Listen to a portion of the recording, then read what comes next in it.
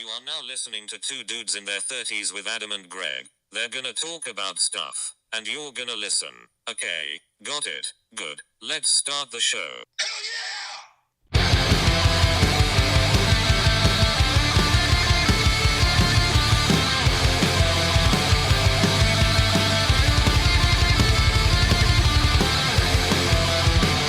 So we're like a month in. Yeah, What are your thoughts so far? I'm impressed, man. We've been pretty diligent on this. I'd say that you've put in a lot more hours than I have in editing and getting this thing off the ground. But looking at some of like the stats today, and seeing growth there, and getting some comments and feedback from different people, it's been really encouraging and it's been enjoyable, honestly. Yeah, it's just fun. It's not like overwhelming listens at this point, but I think it's we've been, I think, a couple different things. We've been able to talk to like just random people that we would have never had an opportunity to like connect with and talk to, which has been cool. And then, like we said from the beginning, you and I haven't had an opportunity to like talk more and whatnot. And then, but I think the surprising thing for me is just how it's like the learning process of doing it. Getting more comfortable with just like hitting record and talking. Yeah. Has been interesting sort of experience. And I think that every time you do it, it just gets more and more kind of natural and comfortable. But then just like the back end stuff, like you said, like putting it all together and editing it and whatever. Can you hear that cricketing, creaking in the background, by the way? Yes. Yes, I can. Okay. Yeah, that's a baby being rocked. So we're trying to get set up here. It's all good. This is real life, man. I'm at my kitchen table. There's no studio. There's no foam padding on the walls. Yeah. There's no other producer, editor. There's no glass. There's just you and I talking on microphones with a baby next to me trying to go to sleep and another one upstairs, hopefully sleeping after shitting his guts out for the last week. So, God. Yeah, poor kid. Have some funny stories about Teresa, man. Yeah, we're gonna get into some good stuff. Yeah. So yeah, I think we just figured like we're kind of like a month into this, and so rather than bringing in somebody new, it was a good time to just kind of reflect, maybe bring in the family a little bit. So we're gonna bring in your wife, my wife, talk to the ladies for a little while. Ashley's ridiculously nervous. Yeah, I think Teresa's like, I'm not a great communicator. It's like, neither am I, but somehow we're doing this. So. Keep putting an episode up every week, so something's happening. Yeah. And we're going to talk to my old man for a little while, who's beyond excited. He'd come on every week if we wanted him to. So. Yeah. So what's new with you? You guys are getting ready to wrap up things there. Do you want to tell the penguin story? Oh man, no, I don't want to tell the penguin story. Come on, tell it. Oh man, so I guess like. Everyone has different challenges and things like that at work, but like I'm working currently for a very large aquarium, in San Diego. I think I've mentioned. Working for SeaWorld. So we have a lot of different exhibits and really complex systems. And the other day, me and one of my coworkers were in the back of the exhibit at Penguin, and it's like freezing cold, 25-degree air temperature, 35-degree water temperature, and we had to do some work on the system. So there was just a fiasco where a ton of salt water, like nasty smelling penguin water, was like all over the place, and we were getting soaked and drenched, and it was a fiasco to say the least. But we got it back up and running. No penguins died. No penguins injured. So that's a plus. Penguins were harmed. Yeah. Yeah. When are you done there? A couple more weeks, right? Yeah. So I put in my notice. I guess like April 5th would be my last day, and then Teresa's last day is probably the 12th or the 11th of April. So wrapping it up here in the next few weeks and packing up stuff, selling stuff, and getting ready for the cross-country journey. You guys have a plan? Yeah, we have a route kind of all planned out, hitting up a bunch of national parks. So that's gonna be ideal. It's gonna be a fun time.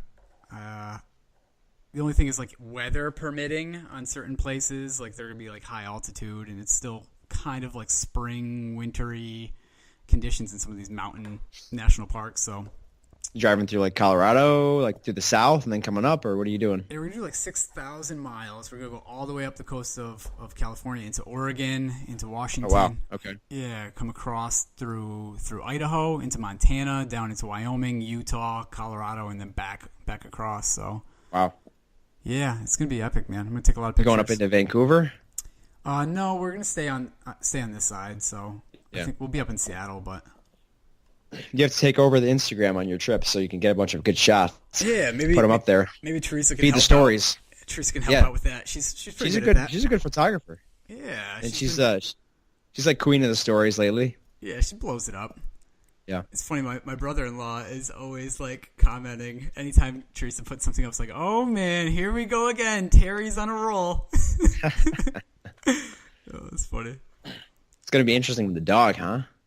That's a struggle. We're in a debate on that one. She wants to bring the dog along. I want to send it home on an airplane, but just heard a story about somebody on an airline literally putting a dog. Oh yeah, they put it up in the overhead compartment. The thing died. It's not even funny. It's not. It's horrible. It's like, why would you even allow that to happen?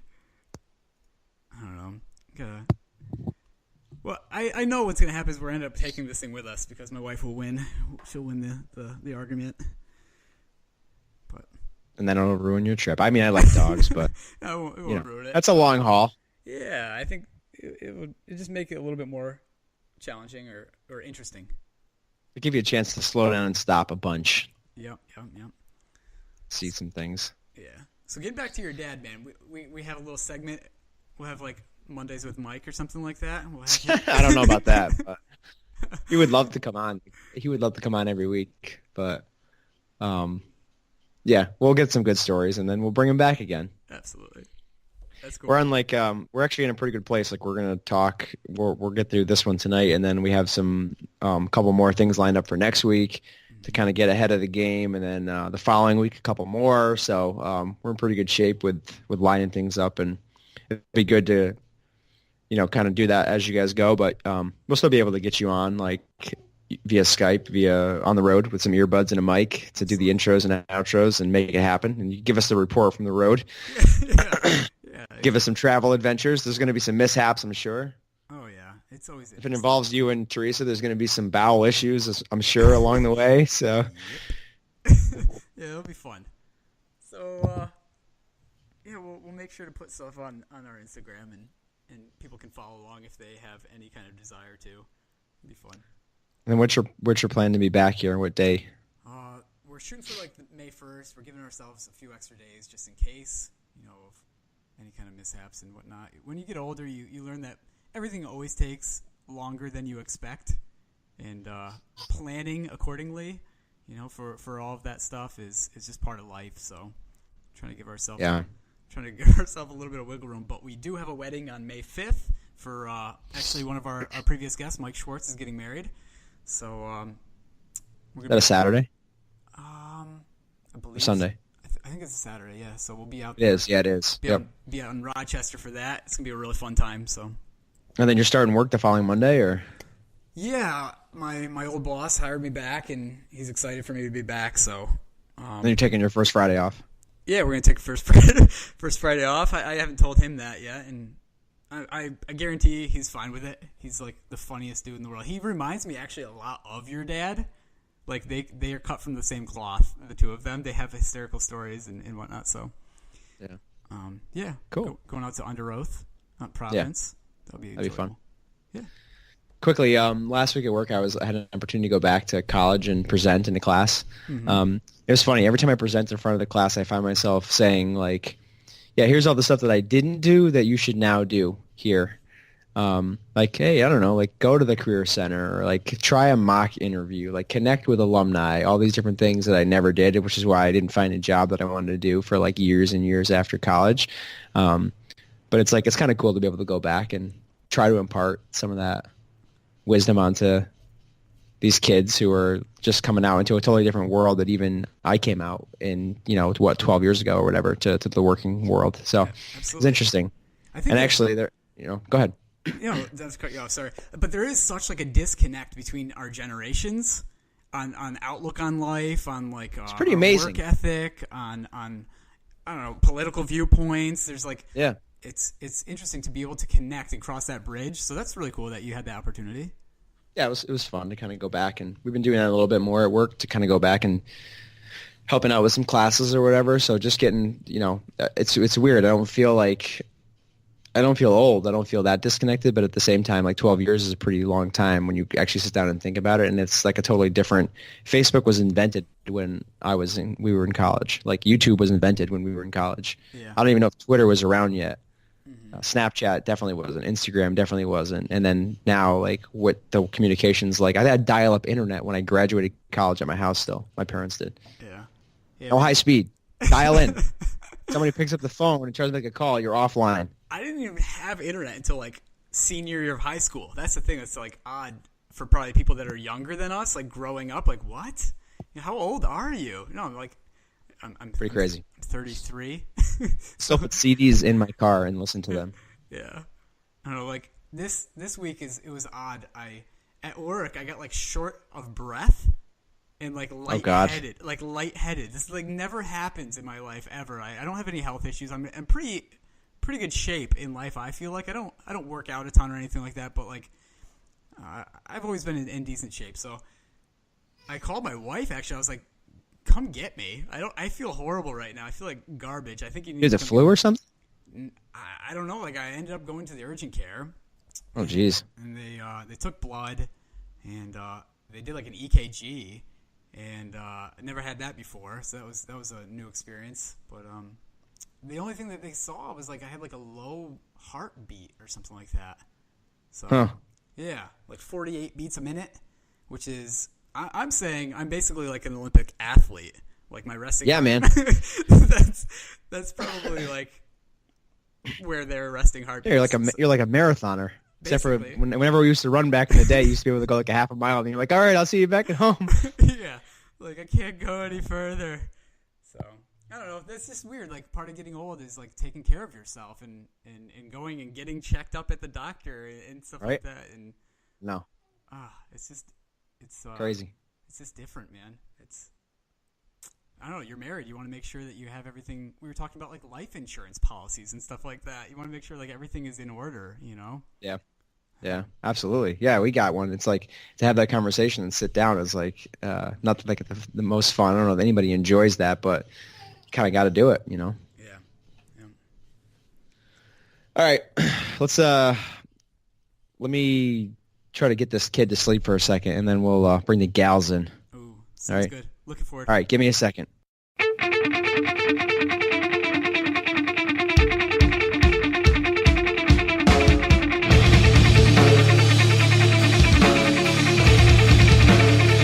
If you lose this whole interview, we're not doing it again. I know your track record, so. It's gonna be 50-50. They might have us. I love how much faith our wives have in us, Greg.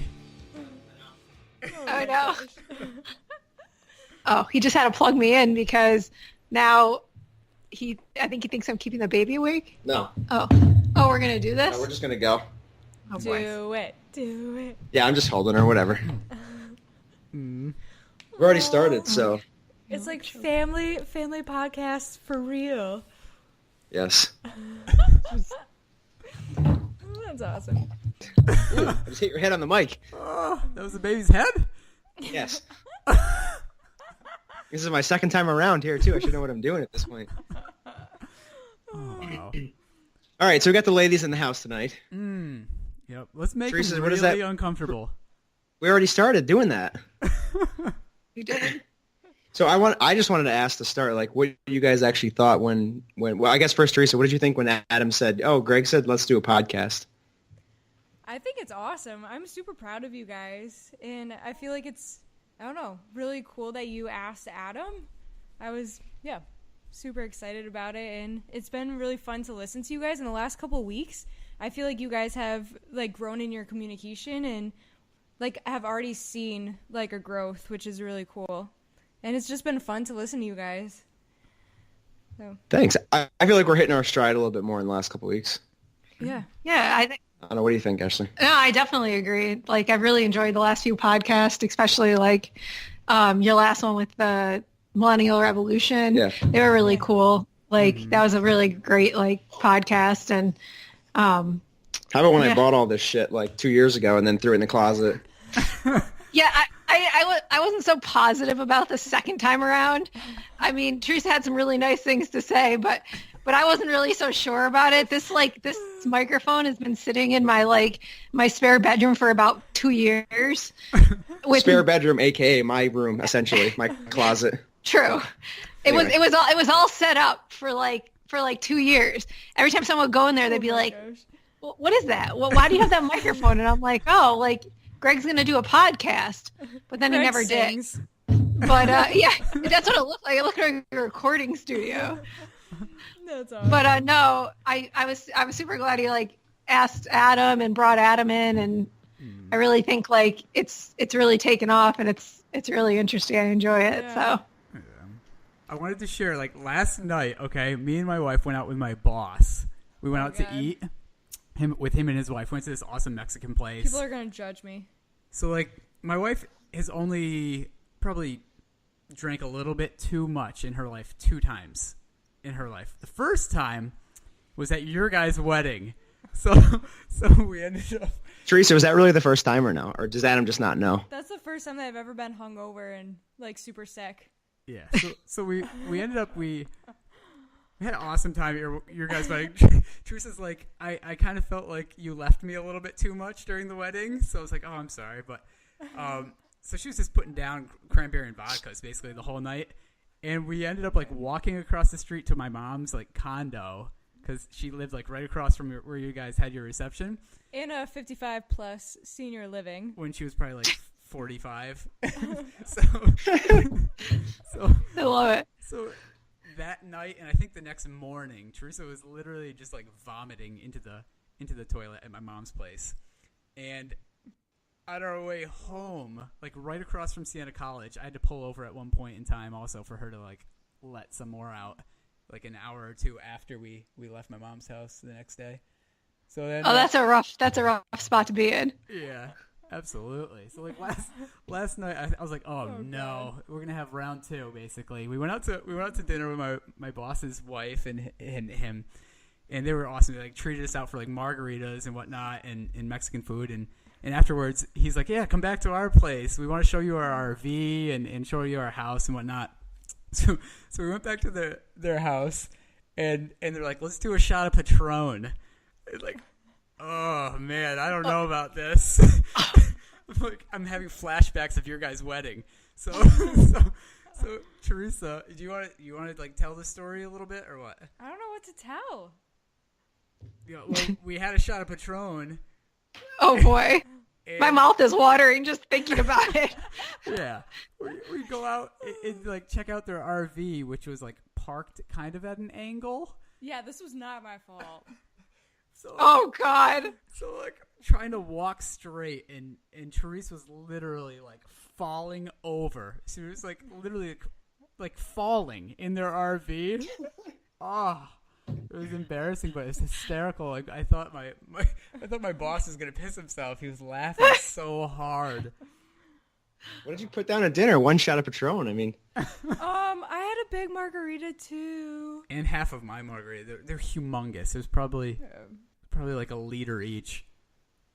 I give you credit. I like drove home today after picking up a pizza and having a 9-pin cider, and I was done. That's what just wake her up like 20 minutes ago to do this. That's what having kids will do to you.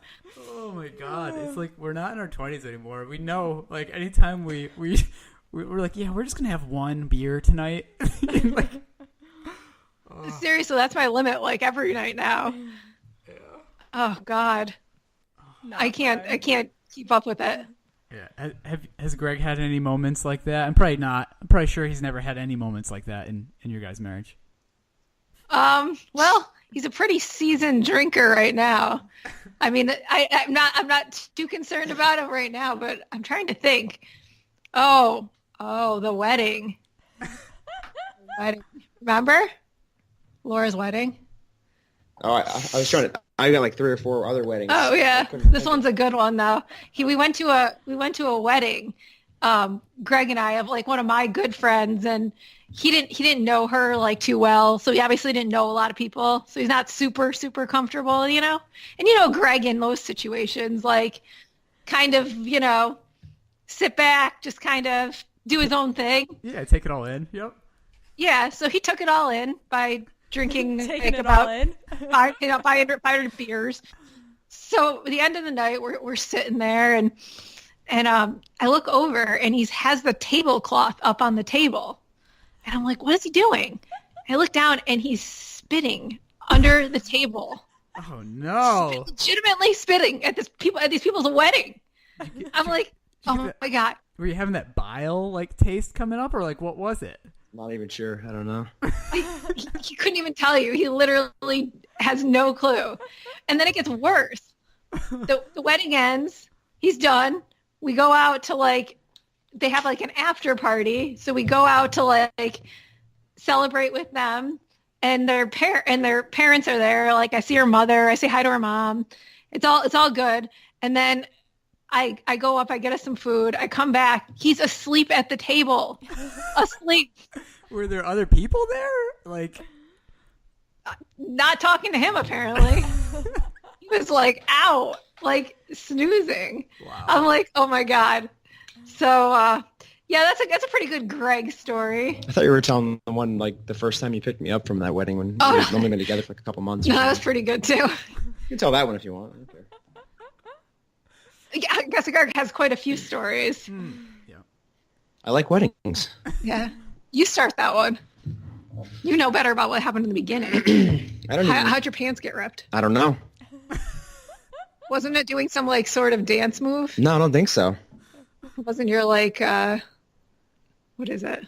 There was two like L-shaped cuts in my pants. I think I might have like rubbed it up against like underneath the bar or something. There was a sharp object. Oh wow. I thought you were trying to moonwalk. And I got actually the worst wedding experience I ever had in terms of that was at your sister's wedding actually, because I was not feeling well at all. So I took a couple cold pills, and then I drank like 4 beers before I went. So by the time I got there, I was like, wow, I was in rough shape, and I blacked out. You I literally don't were really dancing with every single female relative of mine. My mother, I my completely grandmother, blacked my out, aunt, which I my like. sister. I think I blacked out like twice my whole life, and I was like in really bad shape. I don't remember getting picked up, getting home. Like I didn't drive. I mean, Helmet picked me up. Helmet came and got you. Said I was just like outside, like swaying in the breeze by myself. Oh man. Just telling drunk stories. I don't know how it got on this. I guess. Start. Yeah. It's your fault. Sorry. It's all right. So who do you guys think we should interview if we could actually interview somebody? Like we talked with van people. We're going to talk to some more van people. We got like maybe some musicians lined up, some other like entrepreneurs. Like who else do you think, or what else? What other kind of stories you think would be interesting if we could line up? From a female perspective, what would you guys want to hear? Yeah, that's actually a good point. I don't know. You guys you've actually thought of a lot more people than I think I would have initially. You know, I think you've like reached out to a lot more people than I would think to. So It's keep cool going. that it's coming through. Yeah, that like people are starting to reach out to you guys also. Mm-hmm. That's huge. That's really exciting. And you guys have like picked really cool people that are I like the whole thing about people doing I don't know, like what they want, their dreams, and without like expectation of other people. So I feel like you guys have been kind of sticking with that, and it's been cool to hear their stories and that they're not afraid to step out. I'm a really bad communicator. Yeah. That all sounded fine to me. I think you're hard on yourself. Yeah. You're doing great. This is rough. Sounds fine to me. Adam and I like did not know what we were doing at the beginning. We felt like completely uncomfortable with all the conversations that we had, and then we put them out there, and it was like, oh, it's fine. Like you're just talking. You're just you. It makes like it sounds fine when you just act like yourself, I think, and like when that button's beeping and it's actually recording. For the first couple of times, we were like probably a little like uncomfortable and awkward, but then you just kind of get used to just talking, and it's fine, you know. Yeah. And then of course I can always clean it up afterwards. So I take out a lot of my likes and a lot of my ums, and I take out a lot of Adam's awesomes, and then it's fine. So Do you say "oh man" a lot? Mm-hmm. Oh man. Oh, that's yeah. Yep. I don't even know. It's hard to when you're in it and you're doing it, it's hard to even say. I don't know. Yeah. And he does this. All right, you got to ask Ashley something now. Oh God, wait, no, I'm not ready. Somebody has to ask her something. I already did, and she didn't answer. What'd you ask her? You said you were keeping it in. Oh, yeah, we're not going to keep that in. Oh, man. I'm very nervous. You want to ask me something? I didn't know it was this kind of interview. So talking. Greg, we've talked a little bit, and you said the first year of marriage was a little bit rough, a little bit tough. All right, Ashley. First year of marriage actually wasn't terrible. The first year of marriage with a kid was impossible, Maybe that's but we what you're survived it. talking about. Okay. So Yeah. So want to get into that a little bit or no? Sure, we can. Go ahead. Hey, why don't you start it off? I think you know, like, if you have, like, my sister has two kids, and so we were around kids, and, like, oh, there she is right there.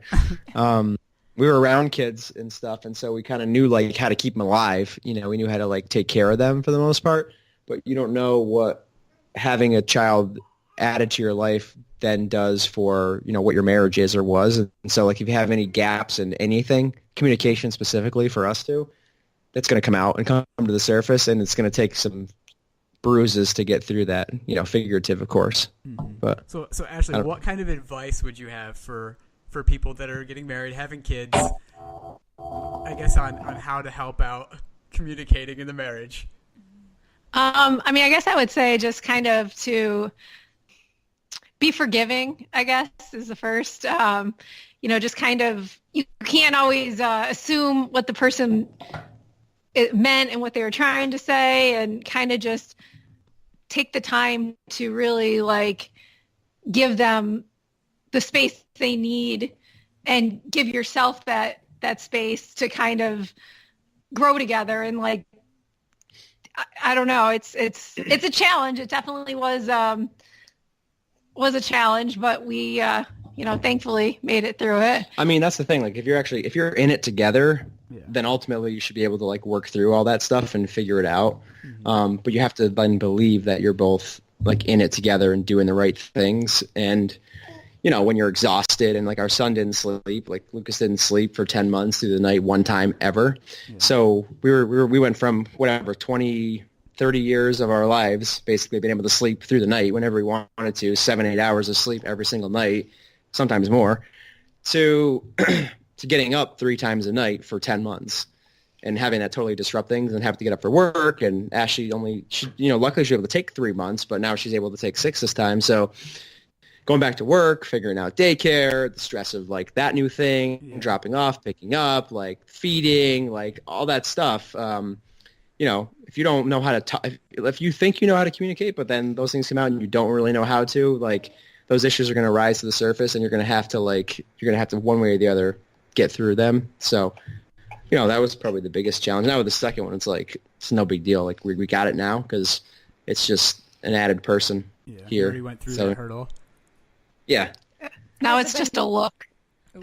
Now it's just we look at each other and it's like, and you know, it's your turn. Yeah, you know what's up. You're like, up. I was like, you know, I can admit that I was, like, pretty self-involved, and I didn't think I was, but I definitely was. Like, I like to do my own thing. Like, you know, I like to sit around on Sundays and watch soccer. Like, I like to, like, throw golf on in the summer in the afternoon and be able to actually watch, like, the whole thing. And, like, with Lucas, I was, like, kind of still, like, trying to do those things. You know what I mean? And if you want to have a kid and you want to be involved and you want to be a partner, like, guess what? You're not going to be able to watch soccer every weekend. You're not going to be able to watch every golf round you want to watch. You're not going to be able to go golf.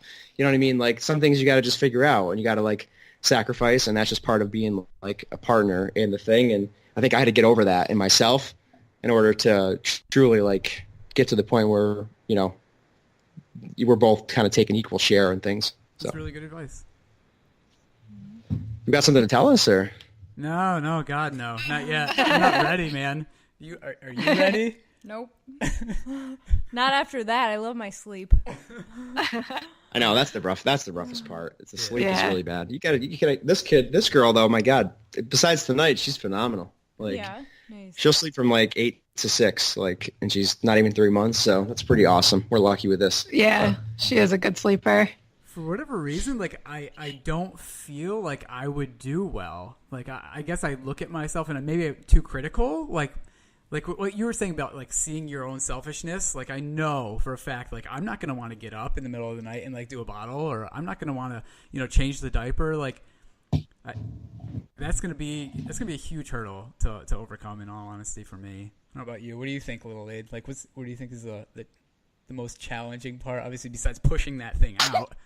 Yeah, that sounds terrible, but I love my sleep. I think that would be, I don't know. I think that would be hard. I'm a heavy sleeper too, so it'd be hard to wake up and actually do something. Out of the two of us, though, I feel like you would do way better. Like you're super compassionate and like caring and nurturing and loving, and thanks. I don't know, like it's just in you, and like seeing it in your career in nursing, every day in day out, you're caring for people, and but that's wiping like big butts. I don't know about. So then you're ready for little butts. I don't know about that. Oh my God, Little butts are much easier. they are, except for like Lucas this week. My God. Yeah. We're gonna have to just burn our house down. Greg walked in last night and he's like, "It just smells like shit in here," and I said, I had been in here so long, I didn't even smell it. I was like, really? It has become a part of her. Are you sure? I was like, are you sure? It might be dinner. It might be the dinner. I'm not really sure. There were 3 cans of tuna fish open, but I don't think that's what it was. Yes, that's what we ate. We're like on the prison diet here. Tuna. But no, getting back to what you guys are saying, like, I think you just it just comes natural. Like, once they're here. Yeah, you figure it out. You're good people, so you're going to just deal with it, and because you have to, and that's it. Like, if you were like, if you weren't ready, or you were like kids, or like you were just not good people or not compassionate, like it might be different. But like if you're mature adults that like eventually decide you want to have a kid, and whatever, you figure it out, because that's what you do. And it's not easy, like, but you figure it out, and then it gets easier. There's always some pleasant surprises in there, especially like now that Lucas is like a toddler. Oh my God. Like there's so many things he does that are just so comical. Like it's just looking at him, they're like, oh my God, like how did I raise this kid? Like he's just so funny. So it's a really fun ride. It really is. But awesome. So before we wrap it up here with you guys, I have a question for both of you. So you guys, like, it's funny kind of how we like got into the podcast, and it sort of evolved into like people kind of doing whatever they want, or like taking chances, or taking risks. I mean, you guys took a pretty big one by like deciding to pick up from here and like bounce around the country a little bit. So, like, just very quickly, like, just the experience overall, like, it's been worthwhile. It seems like, what are the best things you guys have gotten out of it, between maybe the two of you, or just in general? And obviously you're coming back too. So, kind of, what are you looking forward to kind of doing when you get back here? I'm gonna let you take this, Little Lady. Oh man, it's been awesome this past year to explore different things and to grow, I think, together. I mean, we've been married almost 6 years, but I feel like this past year we've grown with like communication, and since we've been alone for the most part, like relying on each other. For instance, like in Phoenix, our car broke down. We only had the one car, and I know if we were back home, my parents would have been like, here's our second car, just take it, and then whenever you guys are ready, just give it back to everything. We had nothing, so we were taking the trolley and Ubers and stuff, and relying on each other to, I don't know, kind of like take care of it and figure it out with just us. So we've grown with the communication and reliance, I think. It's been awesome to see things. I've been the farthest out was like Ohio to a thing. So I've never seen the West. So to see the desert and the mountains and all that kind of stuff, it's things that I've only seen in pictures. So it's been pretty like breathtaking, and I would encourage anyone to explore and to take a road trip and see the national parks, and whenever you could, obviously. That's been really, really fun. So it's been a really cool opportunity to be paid to travel and to experience new cities. So I'm going to miss it. We're we're coming back hopefully for just a couple months just to regroup. Because the biggest thing is that we've missed is family and our friends, obviously, too. So to be able to see everyone and kind of spend some good quality time, hopefully, with our family and our friends, and then figure out life again and go from there. We've kind of taken it as a social experiment in life, and I feel like it's okay to do like 1 year social experiments. Like, would we be able to do this, you know? And it was kind of like a challenge to ourselves. We were kind of feeling like we were in a rut in life and not really sure what the next step was. And you actually came up with the idea, like you sought it out and kind of got the ball rolling. And for me, like I had to rely on you a lot more with like income coming in. And that was a little bit like uncomfortable, like not necessarily contributing for like a few months when we were living in Phoenix. So that was like a challenge maybe in it also. But I know that like we grew a lot together and we had a lot of great moments together, and we were able to spend a lot more quality time together. And that was the real goal of the whole trip. Yeah. So we've definitely grown together and just had great memories and quality time together that we'll have for the rest of our lives to kind of look back on. So, yeah. Mm-hmm. Well, we certainly are glad you're coming back. And I'm glad you've enjoyed your time there, because it's awesome to see you guys have that experience. And, we certainly are glad to have you coming back. Yeah, it's going to be fun to reconnect and to meet her and to see Lucas. Yeah. In his toddler years. It's really fun. We got to get the old man on. He's going to be waiting. He's dying to come on. Yeah. He's probably asleep. No, he's not asleep. He's probably just had his dinner. Oh, maybe, yeah. He's like an 8:30 p.m. dinner eater. His baked potato, his salad, his glass of water or a beer, Coors Light, and... No, Dos Equis now he's on. What? When did he he drinks Dos Equis now. Yeah. Wow. It's either like a pork chop or chicken, grilled chicken. Yep. Or... We'll have to ask him when he comes on. Yeah. Yep. It's literally like... Those are the staples. Yeah, you've never seen him. I remember you telling me, like, have a soda or, like, eat Not candy. once in my life have I seen him have a sip of soda. Yeah. Or a potato chip. He's such a disciplined cookie. Man. No, he's come a long way. We're going to get into some stories from when he was younger, when he wasn't quite so disciplined. So, and he'll be open to talking about him. So, nice. Well, thank you both. Appreciate it. Yeah. All right. Bye. Bye. Bye. Bye, guys.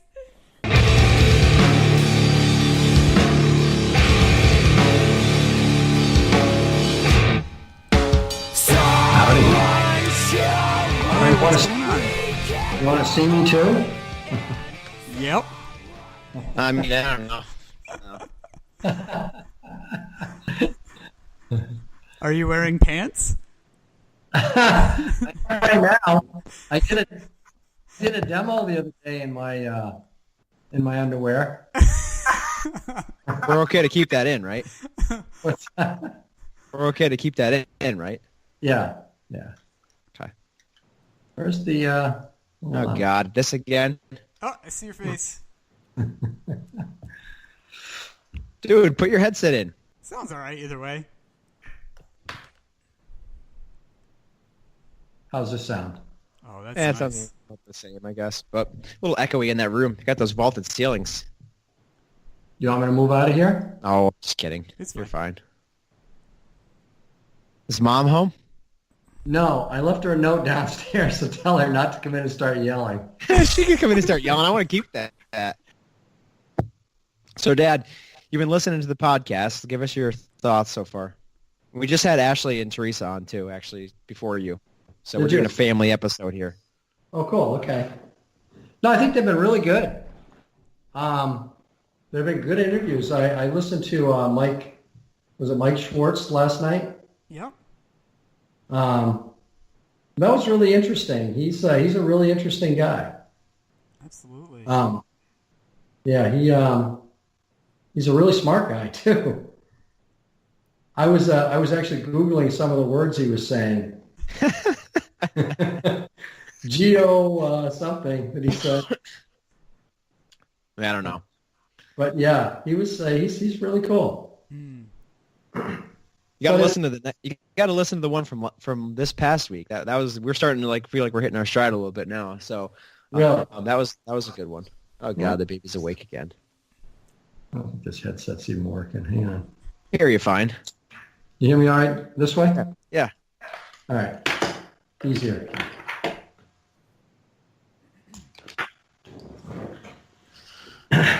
So, Well, so you wanted to be on, and when I told Adam, I was like, yeah, I told my dad, you want to come on for 20 or 30 minutes. You were like, is that going to be enough time? So sounds like you got a lot to say. We're gonna keep it to like a half an hour, but we'll bring you back, okay? So you can finish the story. Maybe you can be like a recurring guest. Who said Mondays with Mike? yeah. Well, what I was thinking is... Hang on, Dad. Hang on. Before you start, did you even know what a podcast was before we started this? Of course I did. Could you name one? I don't think my father would.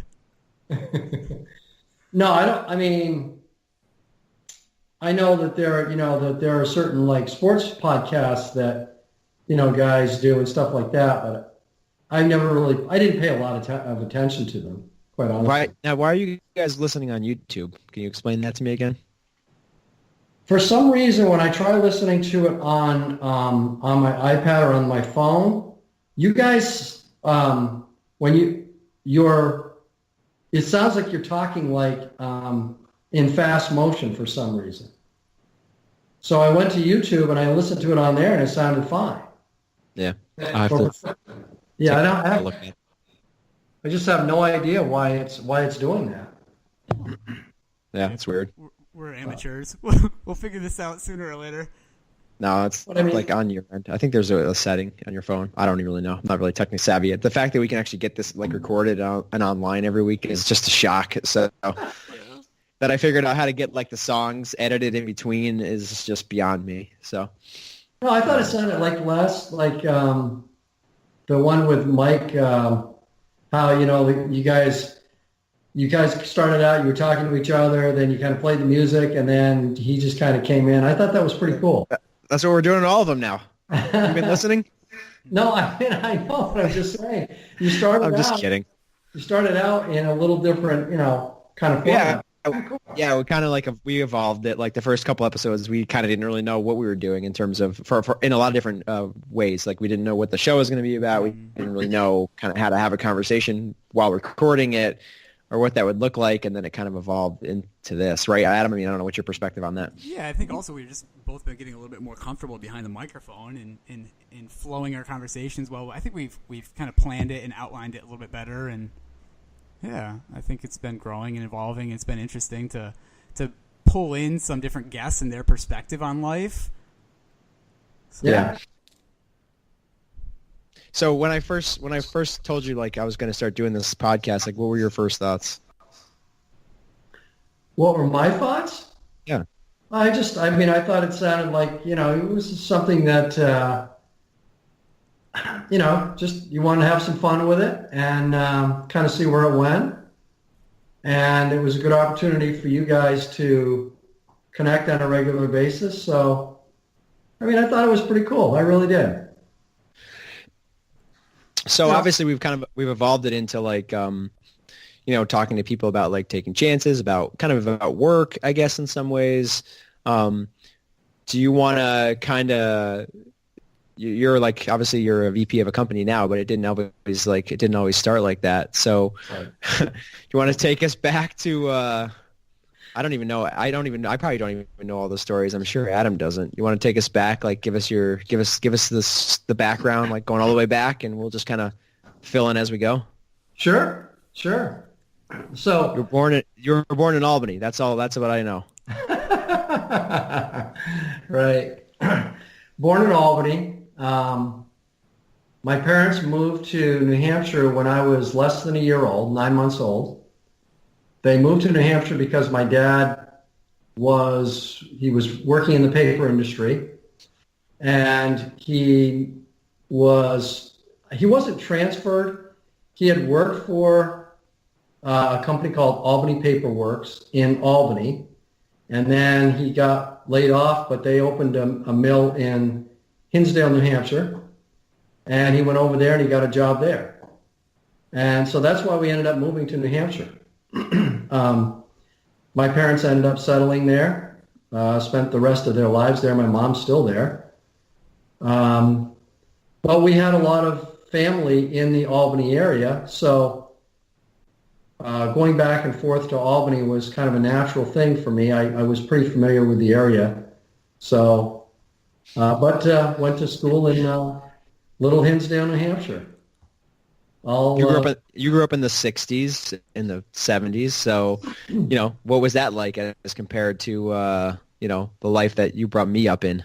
Quite a bit different, actually. Just to kind of give you a sense, I would get up in the morning, go out in the neighborhood, start playing. My parents probably wouldn't pay any attention to where I was all day long. They would yell when it was time to come home for dinner.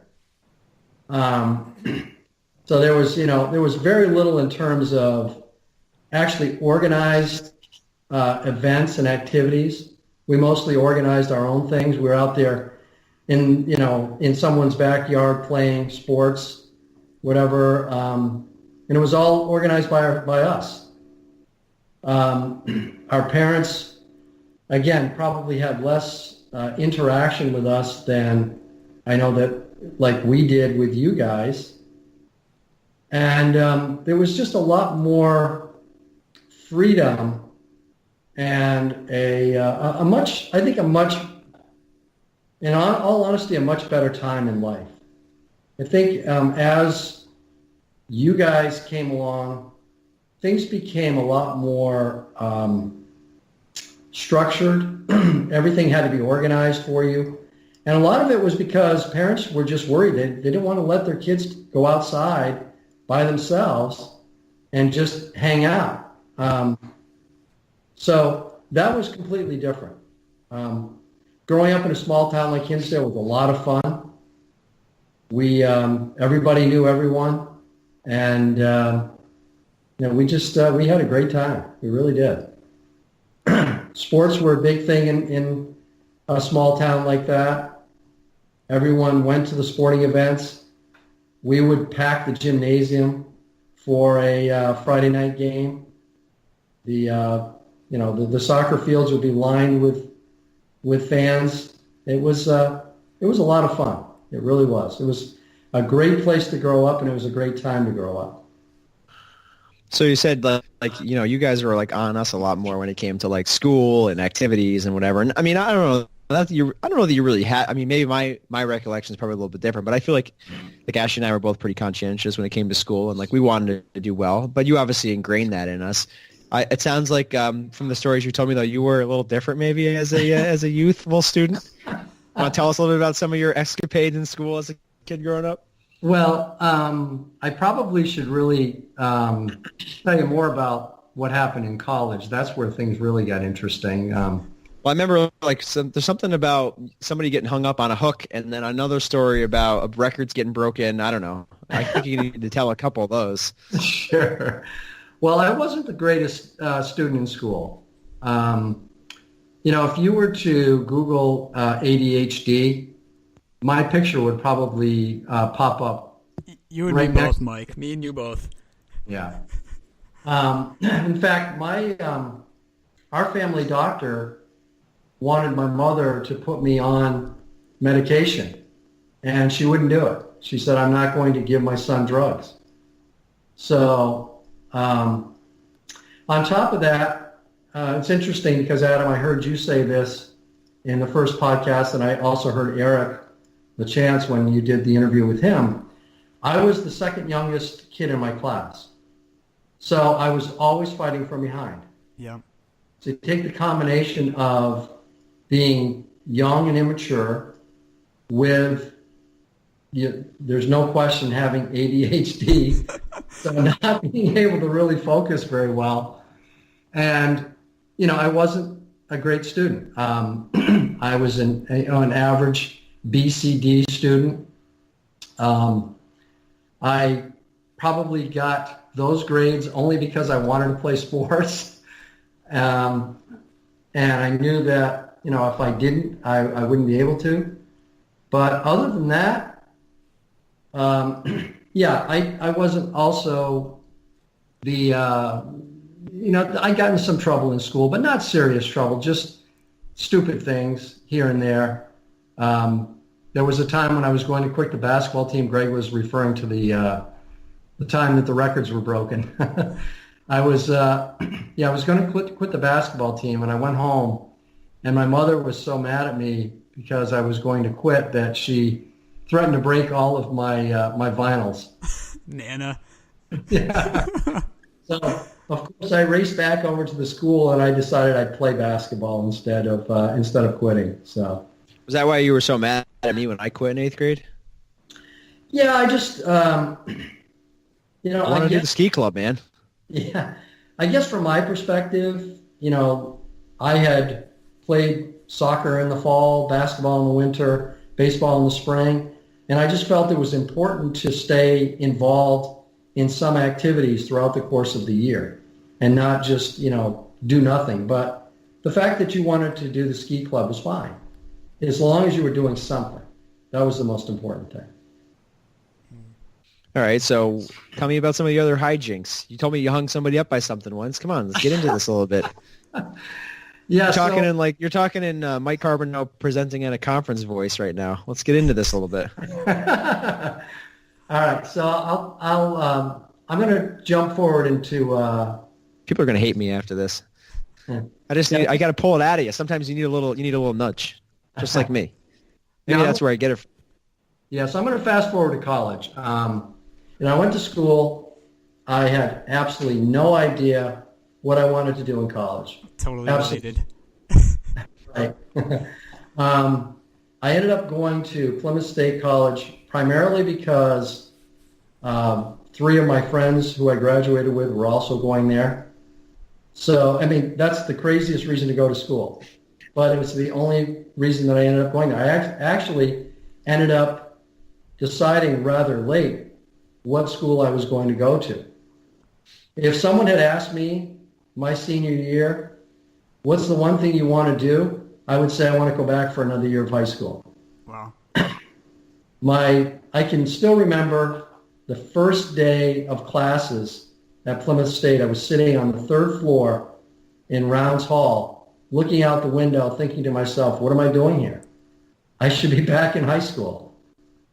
But what I found is that my way of, I guess, kind of adapting to college was to goof off and be sort of the class clown and have some fun.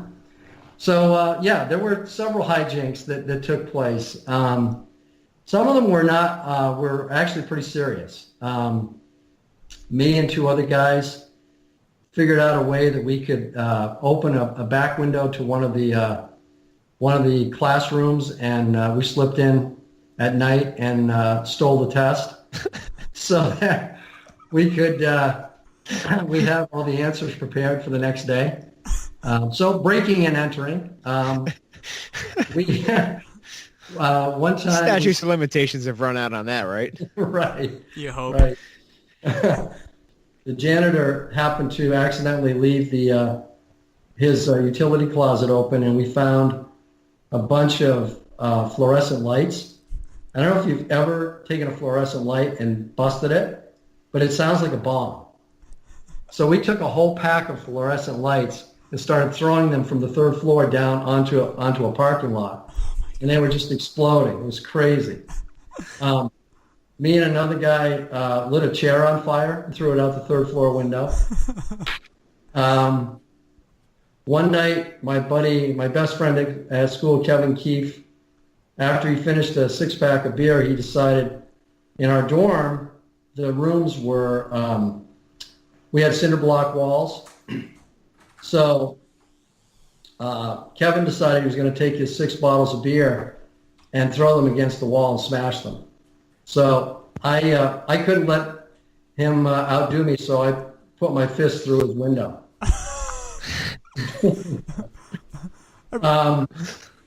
We nailed a fish to a guy's door one time, a dead fish.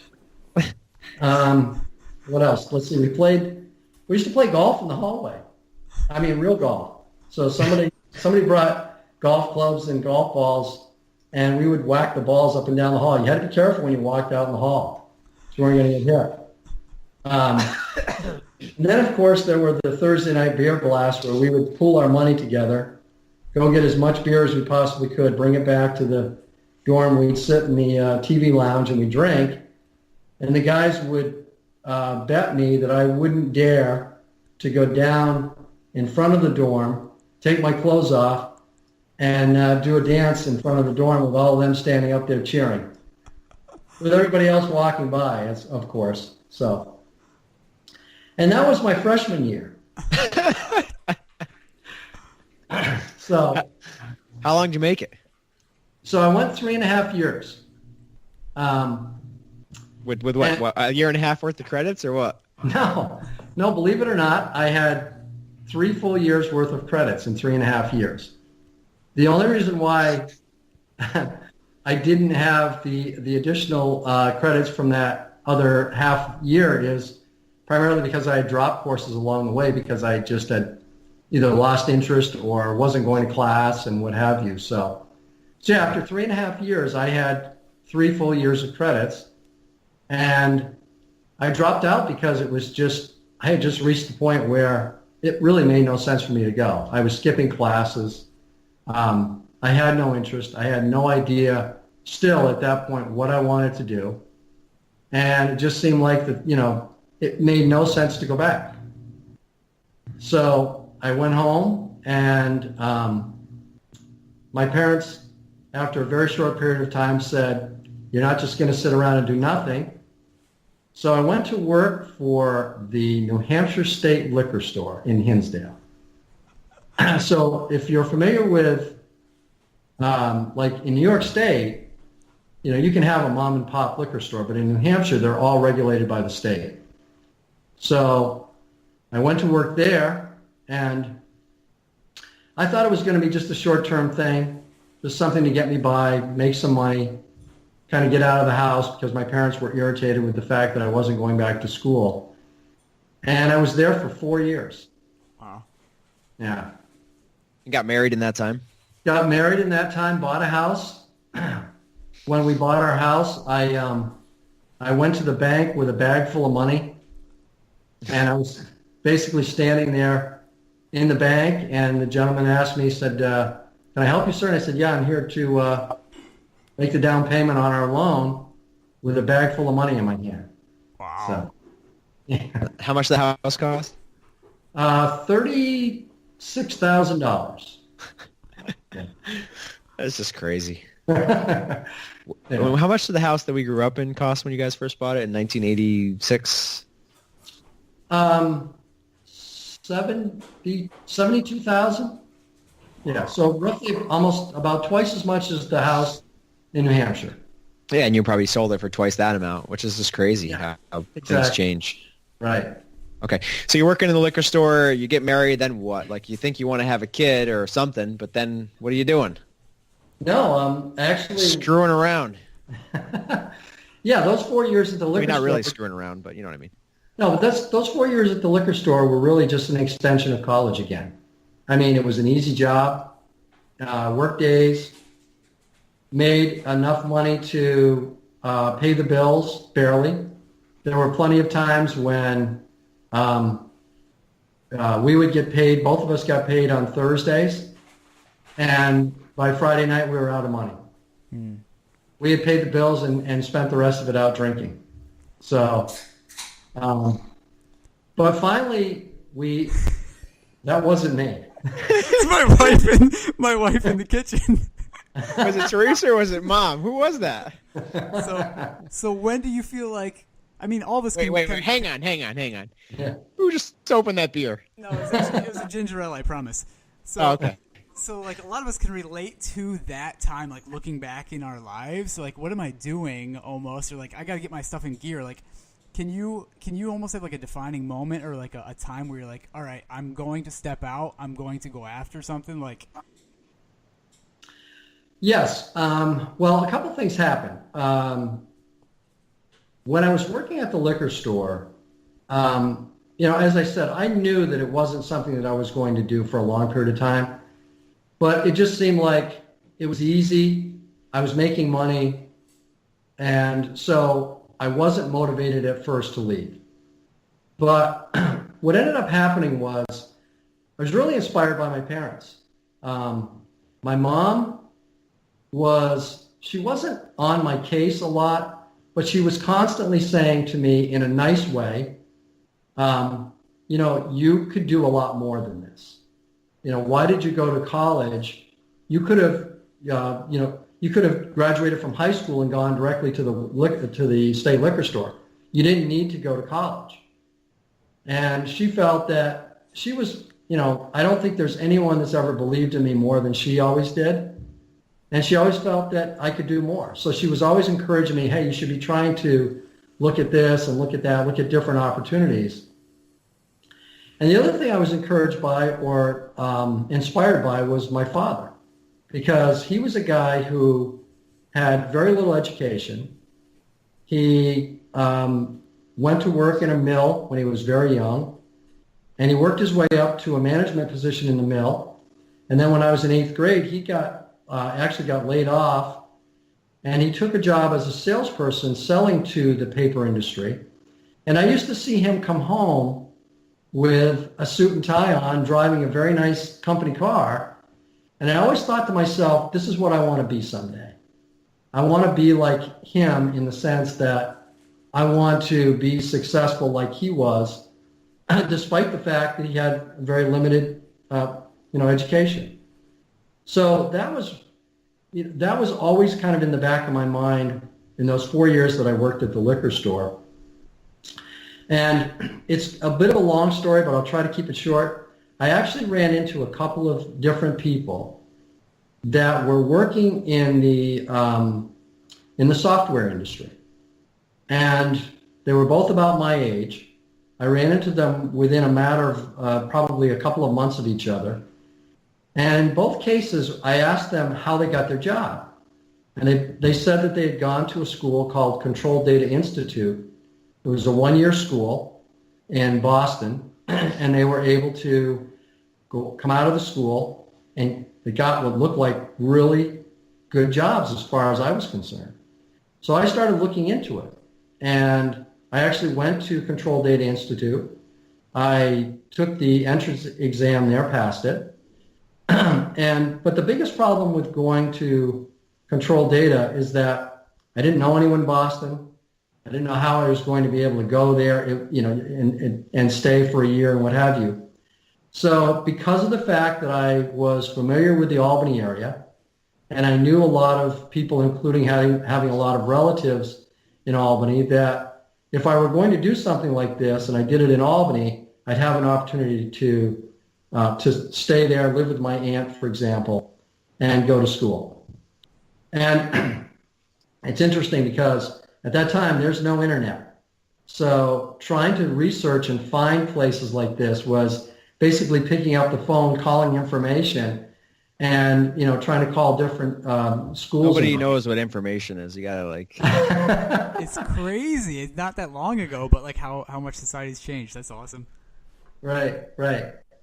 So anyways, it was interesting because I called Albany Business College, and I was trying to explain to this lady, I'm looking for a school similar to Control Data Institute. Do you have any type of curriculum like that there? And she said, no, I really don't know what you're talking about. She was just about to hang up the phone, and she said, wait a minute. She said, I think I know what you're talking about. She said, there's a school here called, it's called the Stratford School of Technology. And she gave me the phone number. I have no idea who this woman was, but it's kind of fate that here I was about to hang up the phone. She figured out what I was trying to explain to her, gave me the phone number. I called there, and I went there for their entrance exam, passed, and I decided that I was going to quit my job at the liquor store with a wife and with a mortgage, and I was going to go to Albany and go back to school for a year. So I did it. And the interesting thing about going to school in Albany was, for the first time in my life, I was actually the smart kid. I worked hard. It was something that I just kind of looked at it as my last chance. I felt like if I don't do this and I don't do this right, I'm going to be back, doing something possibly for the rest of my life that I'm really not interested in doing. So I took it very seriously, and I graduated at the top of the class. And when I got out, I got a job for a software firm that I had actually applied to the year before I went to the school, and they turned me down. I came out of the school, and they had a job opening. The lady that they had given the job to when I applied had decided to move on and go somewhere else. So they had an opening. Now I had this, computer technology education behind me, and they hired me. So, you want me to keep going? I mean, you're on a roll right now. So I was. When do I come into the picture? So literally when I first got out of school and just had started this job, that's when Greg's mom got pregnant. Wow. Yeah. So I was less than a year into this job in the software firm when Ashley and Greg were born. People don't know this, actually. So I have a twin sister. Her name's Ashley. My wife's name's Ashley. They're two different people. Okay, continue. But long story short, I was there for 2 years. Loved the job. Started learning a lot about software and what have you. And the company decided to consolidate. They didn't want to keep open this regional office that was in Brattleboro, Vermont. So they offered me a chance to move to either New Jersey or to their corporate office outside of San Francisco, but I just said, no way. I'm not going to take two small children all the way across the country or down to New Jersey. So I accepted a layoff, and my cousin, who was actually more like my uncle, he was almost as old as my parents. He was the vice president of operations for a company in Albany called Matthew Bender. They were a law book publishing firm. He called me up one day. I'd been out of work for about 2 or 3 weeks, and I was thinking at that point that my career in software was over. But he called me up and he said, I think I can get you a job here. So I went down for an interview, and I thought I was going to be doing something similar to what I had done for the software firm in Vermont. And I interviewed with this lady, and I could tell that she didn't want to hire me. She basically, I could tell I was forced on her by my cousin. So it was a very short interview. She said, thank you very much, but we're not hiring. And I went back and got in the car, drove 2 hours home. Wow. I got a call the next day, and my cousin said, will you come back down and interview for a position as a programmer? I didn't really want to be a programmer. I knew that wasn't something that was really in my DNA, but I said, you know what, I don't have a job. And this might be an opportunity, if I get a job there, might be an opportunity for me to get settled into Albany. And if I like it, then we'll potentially move to the Albany area. So I'm down for a second interview. And the second interview was almost as weird as the first one. These guys are looking at me and asking, well, have you ever programmed before? No, I haven't. And they're scratching their head like, okay. So I go back, get in the car, drive 2 hours home, and I'm like, this is crazy. I've done this twice, and it seems like I'm just not going to get the job. But lo and behold, I get a call the next day. We'd like to offer you a job as a programmer. Your cousin was swinging something. Yeah. So he basically just kind of put the hammer down and said, "You're going to hire him." Yeah. So I went to work there. Again, programming was not something that I was really excited about, but I did it. And once I started to kind of get settled there, I felt like, okay, this is something that I felt like it was probably best for us to move to the Albany area. It didn't make sense for, obviously, me to be commuting back and forth from New Hampshire, a couple of times a week and staying down in Albany by myself with 2 little kids.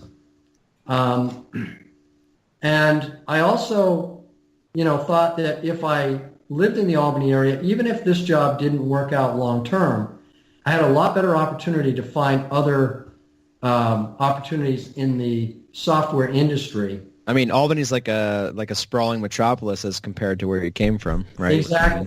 But I mean, at that time, no offense to Hinsdale, but right. I mean, we're talking in the mid '80s here, where you probably would find one software firm in about within 50 miles of Hinsdale, whereas you might find 10 software firms all in the Albany area. Mm-hmm. So I just knew my chances were a lot better. So we ended up moving, and I was with Matthew Bender for a year and a half. Hang on a second. So you told me, though, that that was like a super old school kind of run company, right? It was run almost like a factory environment in the office. So talk a little bit about that, like the breaks and stuff like that. Oh, yeah. It was definitely a sweatshop mentality. So basically what would happen is that you had to be at your desk at 7 a.m. And you had to take your break at 9 a.m. for 15 minutes. You had to be back at your desk at 9:15. You had to take your lunch at 11:30 and had to be back at your desk at 12:30. You had to take your next break. So it was very, very rigid. It was like Office Space, for anyone who's seen the movie Office Space. Yeah, very much like that. Very much like that. And it just didn't fit my personality at all. The whole, the lack of flexibility, the fact that I'm more of such an outgoing type person and, sitting in a cubicle trying to, write code all day long, it just didn't work. And I knew that for quite a while before I ended up leaving there. Interesting story about my departure there too, which I'll tell here in a second. So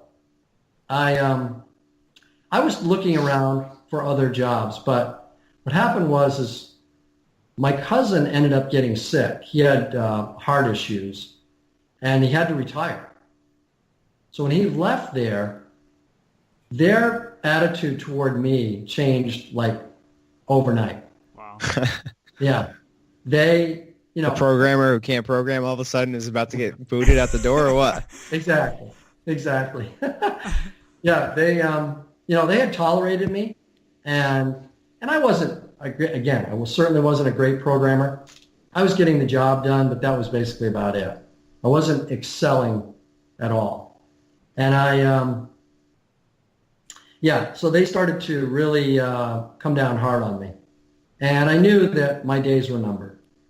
So I was looking pretty seriously for another job, and I found an opportunity that I thought seemed like it was going to work out really well. Had a really good interview. It was with a company called Shaker Computer. And I had that interview on Tuesday. On Friday, I was supposed to go back Friday afternoon for my second and final interview. Friday morning, I got called in at Matthew Bender, and they said, we're not going to keep you on. We're going to let you go. So you can imagine what I must have felt like driving home Friday morning, having to go home and say to my wife with 2 little kids in the house, hey, by the way, I know I just moved us down here to the Albany area about a year or so ago, but I'm out of a job. Wow. On top of that, I had to get ready and kind of clean myself up and go back for this interview for the job that I really, really wanted. So I couldn't blow it. I had to be on my game. So it was a pretty tense time. So you sucked it up, you got the job, and you were there for 20 years. Exactly. Sucked it up, got the job. I was there for 20 years. My second year at the company, I was the Employee of the Year. I can actually see the map behind you. There it is. What year was I've that? seen that growing up in your basement. Mike's Travels. 1989. Mike's Travels. Yeah. Honolulu's on there. I know that because I went. Yep. So it was a job that just fit perfectly for me.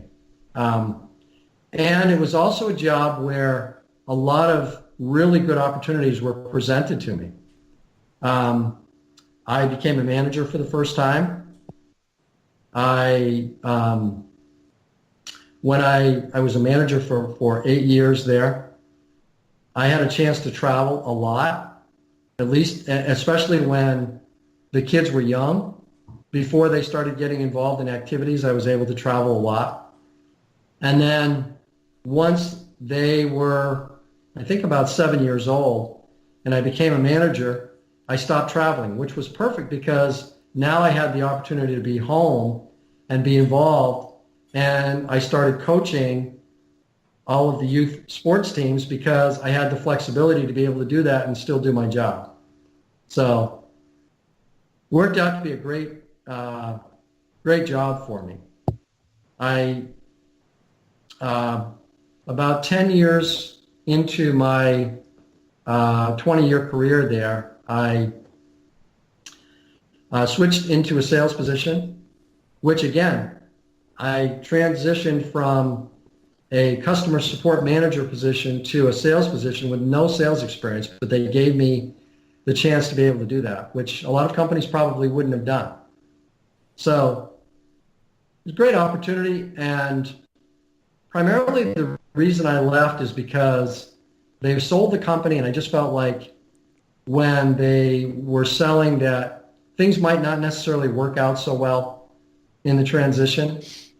And it was probably time for me to go anyway. So I moved on from there, and that's kind of brought me to where I am now. The company that I'm with now, Core Associates, also a software firm where I started out, basically selling. I went there with really no expectations at all other than just to go in and try and be the best salesperson I could. And over the course of time that I've been there, I've grown to be Vice President of Sales and Marketing. I'm involved in the company's product development. I actually lead the product development team in terms of deciding what we're going to create and develop next. I'm involved at the senior management level. I go to the senior leadership team meetings. Every 3 months we meet. So it's been fun. It's been interesting. And I sometimes think back, to be where I am now and where I started out. I sometimes kind of just scratch my head and say, I just don't, I almost feel like sometimes I'm not worthy of what I'm doing now. But I think probably more than anything else, it's because of all the years of experience that I have. I've been in the software industry now for 35 years. So, wow. And my education as well. Yeah. So for people, Mom's home. She must be liking photos on Facebook, so she must be home there next to you. Yeah. So for people in our generation that want everything instantaneous gratification, right? Like they want it now. They feel like they've deserved it. They've earned it. And from hearing your story and kind of seeing how some of the challenges and struggles and hardships, what kind of advice would you give to that type of mentality of my generation that want everything instantaneously kind of earned? That's a great question. First of all, I think that one of the things that I've learned over the years is that you don't appreciate things that are given to you as, nearly as much as things that you work hard for, that you try to earn. And I also think that, since I graduated from high school, I've been saying that I'm not crazy about the education system in the United States. I don't like the way that there's this constant focus on you need to go to college, you need to get a college degree, or you're never going to be anything. Mm-hmm. And unfortunately, a lot of kids just are not either cut out to go to college.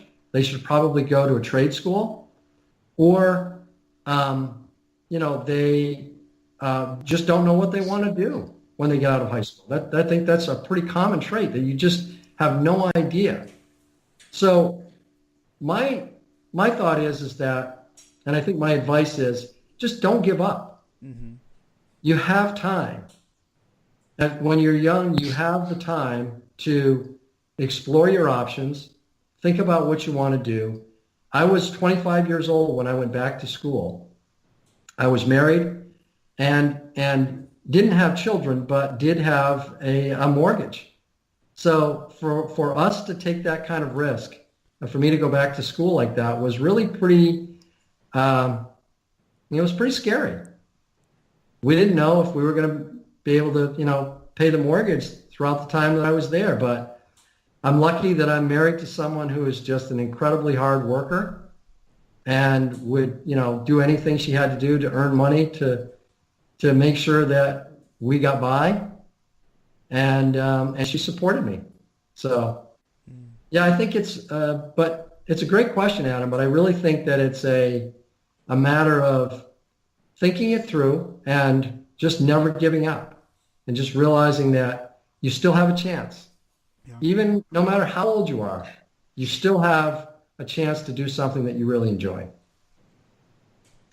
So we can wrap this up in a minute, but I want to go back to your relationship with your dad, because my papa, and because that seemed like it sort of spurned on you at some point.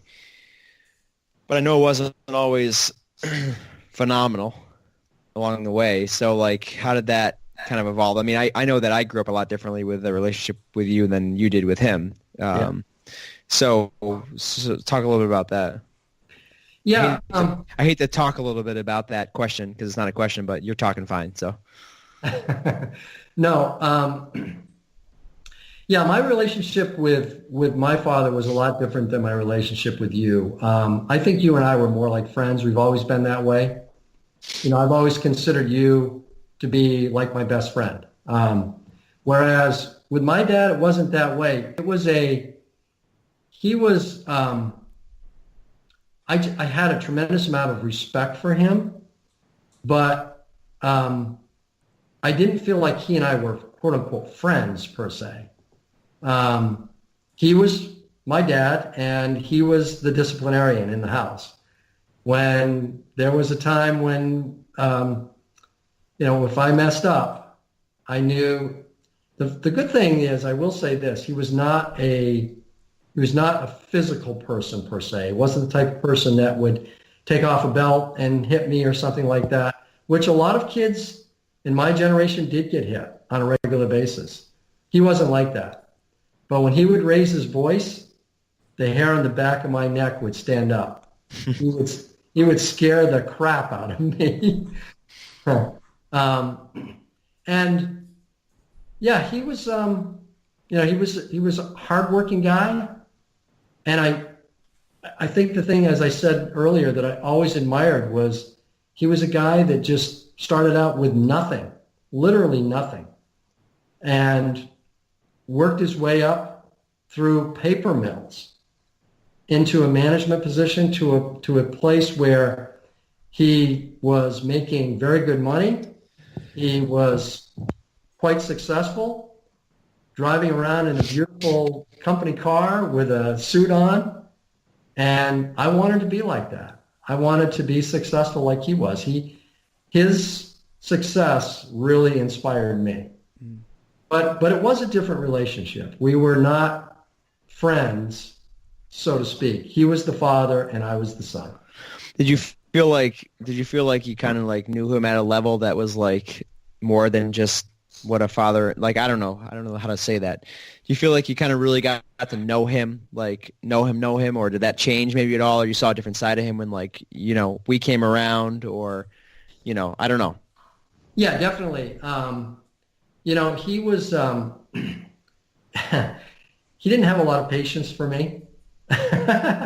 He was a lot more patient with my two sisters than he was with me, probably because I was the boy. One of the things that he was really good at, though, was that I spent a lot of time with him. We used to hunt together. We did a lot together. Which you hated. What's that? Which you hated. Yeah, I pretty much hated it. Other than just going to the hunting camp, that was the fun part. But he, you know, he didn't have a lot of patience with me. If I started to mess up, he was very quick to criticize me. I always tell the story about one time in a varsity baseball game. I went 3 for 4 in the game, had 3 hits. And the one out that I made, I got home that night, and that was the first thing he said to me.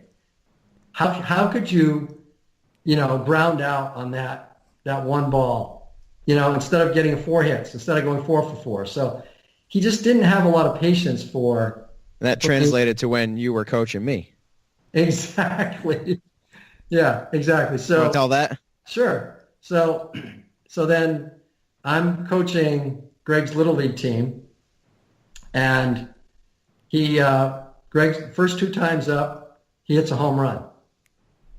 Inside the park home runs. His 3rd time up, I decided, you know what, I'm going to show my parents, probably more than anybody else, just how talented this kid is. I'm going to have him lay down a bunt and beat him.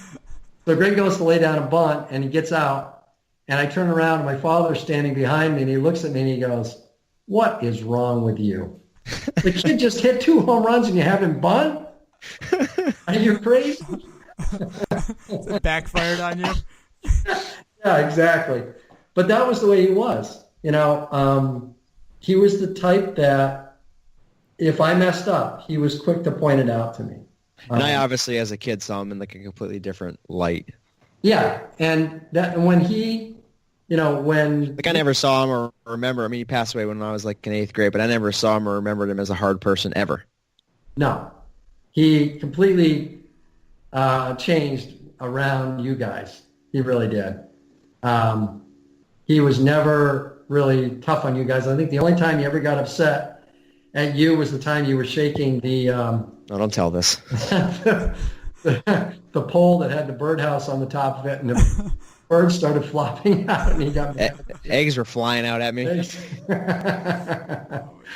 But other than that, no, he was always very patient with you. But, you know, he was always a lot more patient with my 2 sisters than he was with me. I don't know if it's just a guy thing, and he felt that, you know, I have to be kind of tough on him to toughen him up or what. But, yeah, it was different with me, for sure. So, like, you've already kind of been there, done that with your career, but you've over the years you've found like a really good balance between work and life, and being able to be there for your family, be there for your kids, sporting events and teams and activities. What kind of advice, especially for like today? I feel like the pressure is greater for kind of our generation, and the expectation is a little bit higher. What kind of advice would you give to the people our age that are looking and trying to just find that balance in life and be there for their family? Yeah, it's a great question, Adam. And it is tough because, you know, in your generation, primarily both husband and wife work. So you're constantly on the go and trying to balance work with raising children and what have you. There was a song by Harry Chapin that came out when I was a kid. It was called Cats in the Cradle. And basically the gist of the song was that this kid was constantly asking his dad, can you come and play ball with me? Can you come and do this and do that? And his dad was always too busy to do anything with him. And then when his dad got older and he wanted to spend time with his son basically was saying to him, hey, Dad, I don't have time for you. And I remember when Greg and Ashley came along, I kept thinking about that song and kept saying, this is not going to be me. Mm-hmm. I'm not going to be that guy who doesn't spend time with my kids. For me, I've always been of the philosophy that I love what I do in terms of work, but I never wanted work to take over my life to the point where I didn't spend time with my family. And, unfortunately, some people do. I know, for example, I'm married to someone who works extremely hard, and I think just the job and the money for her are probably the most important thing, whereas with me, it was always about doing something that I really enjoyed. Mm-hmm. So there's, kind of a difference there between our philosophies in terms of our work. But kind of getting back to your question, it's tough, but I think people have to continue to think to themselves that your children are your number one priority. And I think when parents feel that way, then they are, then they have their priorities straight. If you're thinking to yourself that your job is your number one priority and the children come second, then the children are going to suffer. And you'll see the results of that as they get older. So I think it's really important to, to have that balance and make sure that you do invest time in the children. I will say this, that, as hard as Terry's always worked, she always made sure that she found time to spend time with the kids too. So, we made sure that we invested the time, and I think it paid off. I really do. Yeah. All right, we're running really long here. Let's wrap this thing up. We'll have you back on again, Dad. Is Mom there? Does she want to say hello? Hang on 1 second. They want to know if you want to say hello. It's going to be a long episode. Well, hello, boys. How's it going? It's going good. I'm on the computer playing my games. Just got out of work. Very, very busy day. And we're wrapping this thing up here. So what do you want to say about our podcast before we go? Well, I've enjoyed it. I really, really have. I think I'm only one behind. And I just am happy that you guys are doing this. I find it very interesting. Of course, I'm your mother, and Adam lived at my house basically when he was a kid. Mm-hmm. Adam, do you eat pizza yet? Oh my God, yeah, I nailed one today actually up in Oceanside with my aunt and wife. Well, that's good to know. We always had to give Adam a hot dog for the birthday parties because he'd never eaten a pizza. I was so picky. I was like the skinniest, most malnourished child ever. Yeah, but I'd always give you anything just to get you to eat. Oh, you guys were great. Hey, we worked a lot, but the party at the Carbonos, everybody always loved coming to it. Of course, it didn't hurt that we had twins. Greg has a twin sister that there'd always be girls there too for the boys. So that was always good. So, all right, I'll see you guys tomorrow. All right. Hey, thanks for coming on. Thank you, Mike. It was good talking to you. All right. Take care, guys. Was he long-winded on every statement? He was fine. Yeah, he usually gets a little overzealous. I mean, this is an audio medium, so you're supposed to talk, so it's fine. Yeah. Okay. Hopefully we didn't lose all the recordings this time.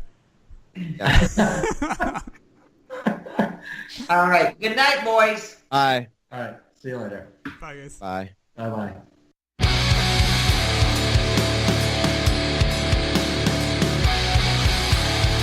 All right, that was a long one. Oh my gosh, we had the wives on, we had my old man on, my dad talking a lot of shop tonight. That was fun. Yeah, so we'll be back again next week, probably with the regularly scheduled programming with some more interviews with some other people. We figured it was a good idea a month in to just kind of regroup, talk a little bit more about how we've been doing so far and what our experiences have been, and bring a little bit more of our lives with you guys. Yeah, bring some personal stuff into it for the night. So that was fun, and I heard a couple new things from my dad that I hadn't heard before. So that was that was interesting. Funny, man. That was good. We'll bring him back at some point too. So what else to say, Adam? Anything? No, I think this week we just had kind of a low-key talk between us and our wives and family, and it's just a little bit more of a personal side this week. Cool. So again, social media at 2dudes30 on everything. If you know anybody that you think would be a good person to have a chat with, please email us. It's the number 2 dudes, the number 30 at gmail.com, at 2dudes30 on every social media platform. We're basically anywhere you can hear a podcast, you can hear us.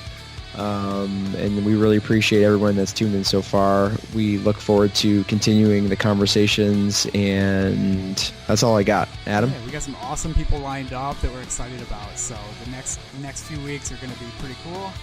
And we just appreciate you following along. Cool. Enigmatic Heart NY on Facebook. I don't know what song we're playing yet, but check it out. It's going to be a good one. Goodbye. This is the way I want it to be. One of us equals to everybody's. These moments will live forever. May I never to discover, but we will never forget. Decisions that will never regret.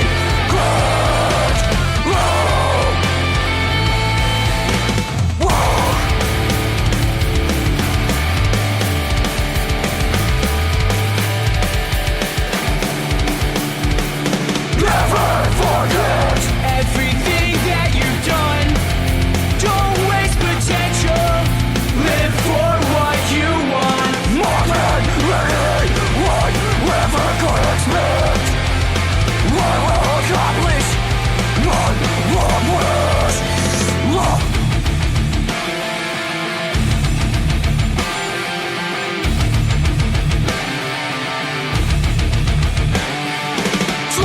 Tell me, we started like it. Right over and move forward. Don't tell me like it. Oh. You're the only people when I succeed. I say goodbye when you're on your knees. Oh.